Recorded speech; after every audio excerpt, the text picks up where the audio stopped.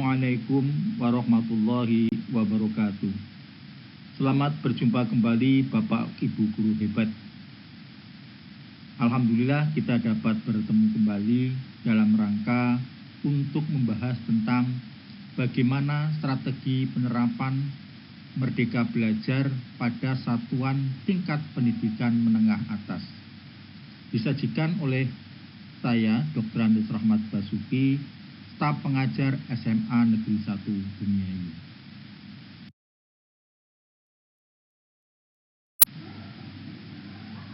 Bapak Ibu, adapun tujuan dari Merdeka Belajar adalah untuk membangun suasana belajar yang lebih menyenangkan bagi guru dan siswa, memberikan keleluasaan pada sekolah dalam mengadakan penilaian dan penerapan kurikulum sesuai dengan kondisi sekitar.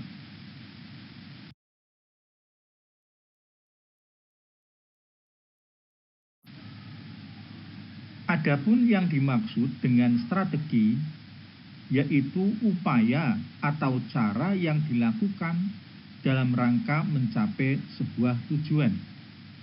Oleh karena itu, untuk mencapai suatu keberhasilan atau tujuan dalam pembelajaran, diperlukan penerapan kurikulum, yaitu kurikulum baru, kurikulum Merdeka Belajar.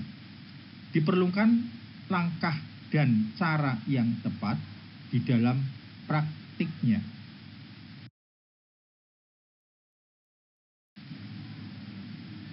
Selanjutnya, apa perlunya Merdeka Belajar itu diterapkan?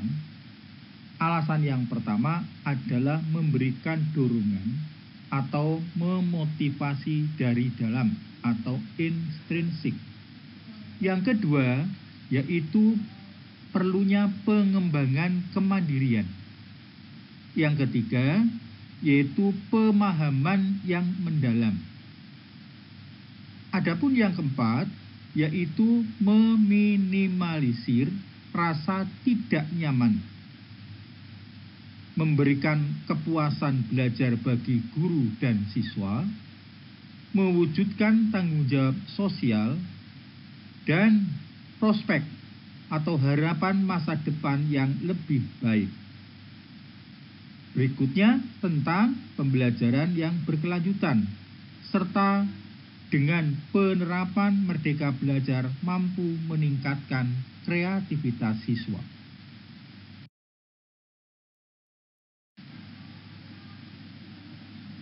Setelah kita mengetahui apa perlunya penerapan Merdeka Belajar, tentu saja kita harus mengetahui strategi, yaitu penerapan di dalam Merdeka Belajar itu sendiri. Adapun strateginya, yang pertama adalah penyusunan tujuan belajar. Yang kedua, penggunaan metode yang bervariasi. Yang ketiga, yaitu pembelajaran yang kolaboratif. Yang keempat, yaitu memanage waktu yang tepat.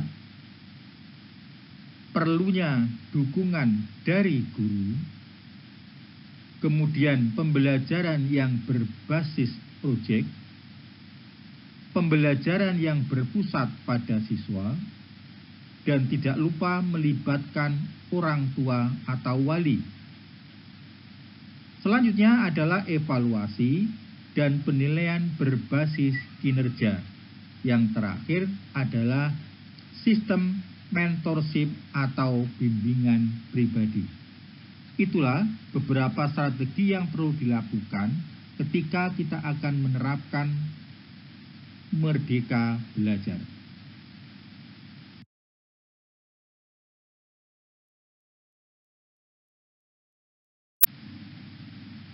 Dari rincian di atas tentang beberapa penerapan strategi belajar, akan saya paparkan penjelasan sebagai berikut. Pertama, penyusunan tujuan belajar yang komprehensif. Penyusunan tujuan belajar yang komprehensif mendorong siswa untuk menerapkan tujuan belajar yang spesifik dan terukur untuk setiap materi atau proyek yang mereka kerjakan. Diskusikan dan tinjau bersama tujuan-tujuan tersebut secara berkala. Yang kedua, penggunaan metode yang bervariasi. Ajarkanlah siswa berbagai metode belajar dalam menyampaikan suatu materi seperti membaca, mendengarkan, menulis, berbicara, atau bereksperimen. Biarkan siswa memilih metode yang paling efektif bagi mereka sendiri. Beritahu bahwa ada banyak sumber daya dan bahan belajar yang tersedia.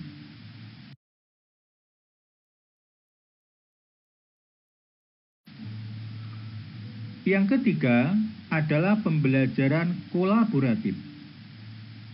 Pembelajaran yang kolaboratif artinya memadukan antar siswa dalam mengeksplorasi topik atau proyek tertentu.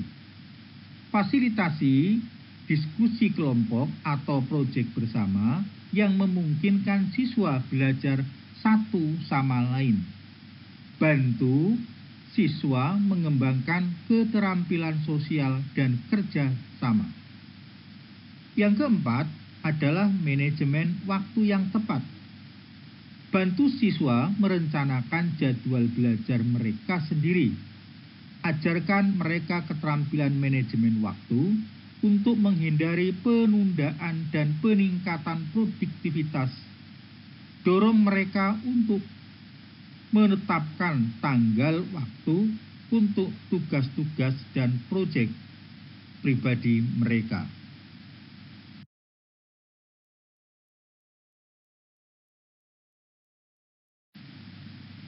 Kelima adalah dukungan guru. Dalam hal ini, guru harus berperan sebagai fasilitator dan pemandu dalam proses merdeka belajar. Guru harus memberikan panduan, saran, dan bahan referensi, tetapi juga harus memberikan siswa ruang untuk mengeksplorasi dan mengambil inisiatif. Guru dapat memberikan umpan balik yang konstruktif untuk membantu siswa dalam mencapai tujuan mereka. Adapun yang keenam adalah pembelajaran berbasis proyek. Gunakan pendekatan pembelajaran berbasis proyek yang memungkinkan siswa untuk memilih topik proyek mereka sendiri, merencanakan, dan mengelola proyek tersebut.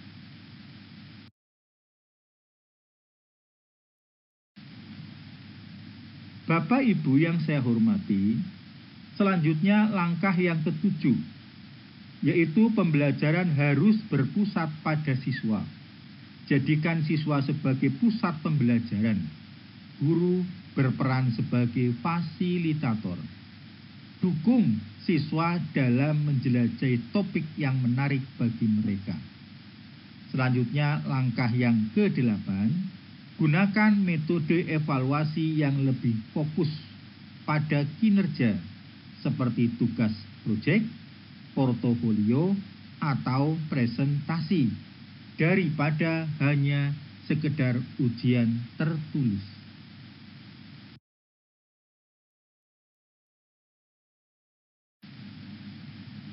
Langkah yang ke-9 tentang penerapan merdeka belajar yaitu sistem mentorship atau bimbingan pribadi.